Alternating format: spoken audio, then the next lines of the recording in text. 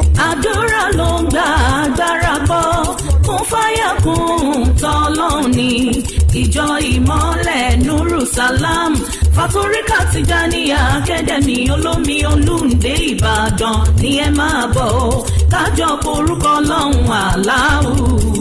èrò wìtìwìtì lórí ilé àdúrà níjọ ìmọ́lẹ̀ nuru salam fatorika Tijaniya níbi tí ìránṣẹ́ Ọlọ́run wà níyè láàṣẹ yìí kì í sábà Bátúndé Balógun jagun aṣọ pèdèpèdè tí ń fi kún fáyà kún tí ń bẹ nínú orúkọ Ọlọ́run aláàtú onípòjìpò sílẹ̀ kúrò nínú ìdè ọkọ ọ̀run aya ọ̀run àìníbùjókòó iṣẹ́ tó dojú àtòríṣiríṣi ìṣòro nínú ayé ọmọ ènìyàn fáǹfààní gbogbo èyí tẹ̀ ń pòǹgbẹ láti rí wà níyì láàṣẹ yìí kì í sábà Bátúndé Balógun jagun aṣọ pèdèpèdè ọjọ́ mẹ́rin láàrin ọ̀sẹ̀ ni bàbá wa fi ń dáhùn èèyàn lóhùn tán ìmọ́lẹ̀ sí gbogbo ìṣòro tó ń dojú kọ ọmọ èèyàn pẹ̀lú àṣírí orúkọ Ọlọ́run àlá ní gbogbo ọjọ́ Sunday ọjọ́ Monday Wednesday àtọjọ́ Thursday ni wàlíì fi ń wà níkàlẹ̀ láti dáhùn àlejò lóhùn ní dédé aago 10 àárọ̀ sí 5 ìrọ̀lẹ́ lọ́jọ́ mẹ́rẹ̀ẹ̀rin àwọn tó tètè dé ni wọ́n ń rí nọ́mbà ìṣíwájú níbikíbi tẹ́ ẹ bá ti ń bọ̀ tẹ́ ẹ bá ti dákẹ́dẹ́mi olómi olúndé bíríjì ìlú Ìbàdàn ẹgbọ́kadà tó ń lọ sílé Ṣéwù kọ́lọ́kadà ó gbé lórí ilẹ̀ ìjọ ìmọ́lẹ̀ Nuru Salam Torikatu Tijaniya abẹ́ mango inú kòkó ó sì lè jórí ilẹ̀ ìjọ wa